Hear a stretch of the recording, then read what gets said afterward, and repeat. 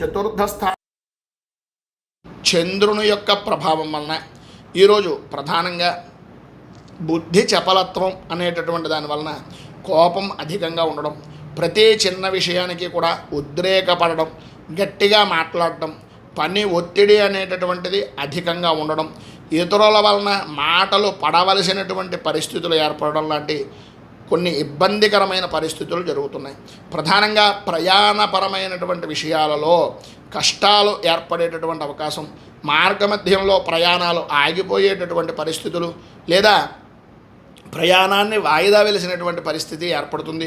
బంధుమిత్రులతో విరోధాలు, సంతానపరమైనటువంటి విషయం నిమిత్తంగాను, వారి యొక్క ఆరోగ్య విద్యాపరమైనటువంటి వ్యవహారాల నిమిత్తంగా ఆదాయానికి మించి ఖర్చు చేయవలసినటువంటి పరిస్థితి అధికంగా కనిపిస్తోంది.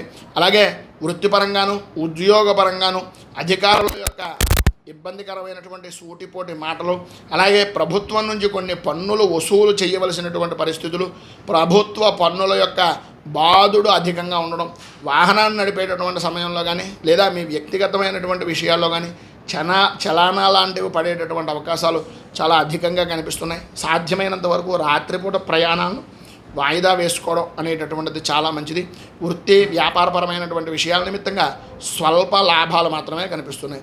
పైన ఉదహరించినటువంటి ఇబ్బందులను అధిగమించడానికి, సర్వ విధాల అనుకూలతలు ఏర్పడడానికి కార్తికేయ కరావలంబ స్తోత్రాన్ని పారాయణ చేసి, సర్పాలకు సంబంధించినటువంటి నాగబంధం ఉండేటటువంటి ప్రదేశాల్లో సుబ్రహ్మణ్య ఆరాధన, వాటికి ప్రదక్షిణాది కార్యక్రమాలు చేయడం వలన అనుకూలతలు ఏర్పడి అభివృద్ధి సాధిస్తారని తెలియజేస్తూ